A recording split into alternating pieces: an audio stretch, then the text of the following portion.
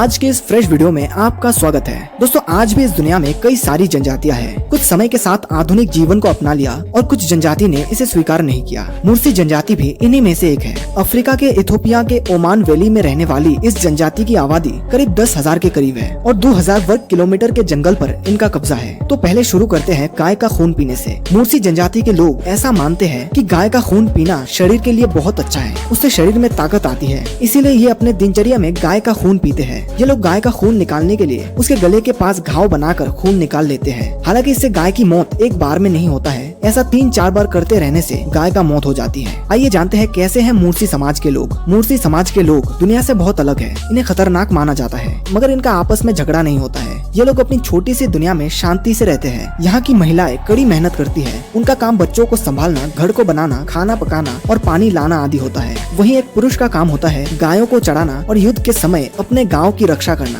साथ ही युवा मुर्सी हथियार चलाना सीखते हैं। चलिए अब आते हैं खाने पीने पर। वैसे तो मुर्सी लोगों का मुख्य भोजन सूखा दलिया होता है। इसके अलावा गाय का खून और गाय का दूध भी पीना पसंद करते हैं। साथ ही ये लोग मांसाहार तो करते ही है, लेकिन आश्चर्य की बात यह है कि ये जब कभी भी मांसाहार नहीं करते हैं, केवल जश्न वाले दिन ही मांस को खाते हैं। चलिए अब आते हैं कपड़े पर। कुछ साल पहले मुर्सी जनजाति के लोग बकरी की खाल को कपड़े की तरह पहनते थे, मगर अब वो रेशम और सूती के बने कपड़ों को पहनना शुरू कर दिया है। तो चलिए अब आते हैं शादी के मुद्दे पर। यहाँ के युवाओं के लिए शादी करना बेहद मुश्किल चीज है। यहाँ शादी के लिए खूनी संघर्ष करना पड़ता है। युवाओं की अपनी पसंद की लड़की से शादी करने के लिए अपने प्रतिद्वंदी के साथ युद्ध करना होता है, जिसमें वे तीर कमान से लेकर भाले और डंडे का इस्तेमाल करते हैं। और फिर जो भी इस लड़ाई में जीतता है वो बहादुर मुर्सी घोषित होता है। बहादुर प्रूफ होने के बाद उस लड़की की इस लड़के से शादी हो जाती है। तो चलिए अब दहेज का मामला निपटा लेते हैं। इस जनजाति में लड़के वाले लड़की वालों को दहेज देता है। जी हाँ, आपने सही सुना। यहाँ लड़की से शादी करने के लिए उसके परिवार को दहेज देना पड़ता है। दहेज में पैसे नहीं बल्कि गाय और बंदूकों का सौदा होता है। यहाँ किसी भी नॉर्मल शादी में 20 से 40 गाय तय होती है, साथ ही एक AK-47 बंदूक। यही वजह है कि यहाँ के घर में जब लड़की पैदा होती है तो परिवार वालों को बेहद खुशी होती है। इन्हें आशा रहती है कि जब लड़की की शादी होगी तो ढेर सारी संपत्ति मिलेगी।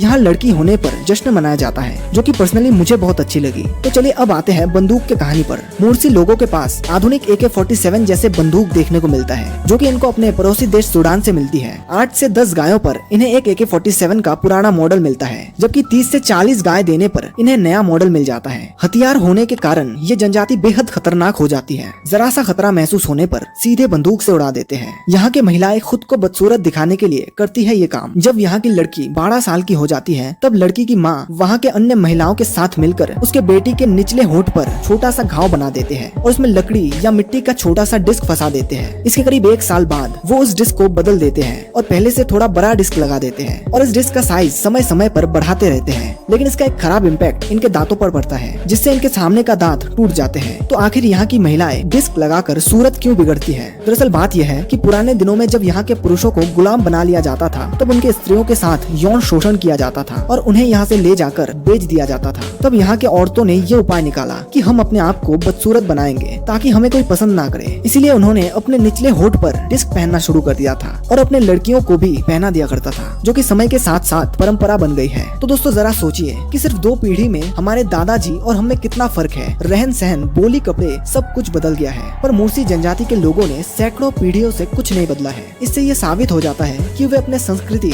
रीति रिवाजों को आज तक संभाल कर रखा है। ये अपने आप में काफी बड़ी बात होती है, मगर जैसे जैसे ये बाहरी लोगों के संपर्क में आएंगे, वैसे वैसे ये अपनी संस्कृति को भूलने लगेंगे और फिर एक ऐसा समय आएगा जब ये जनजाति इस दुनिया से विलुप्त हो जाएगी। तो दोस्तों आशा करता हूँ आपको इस वीडियो से कुछ नया जानने को मिला है। नमस्कार।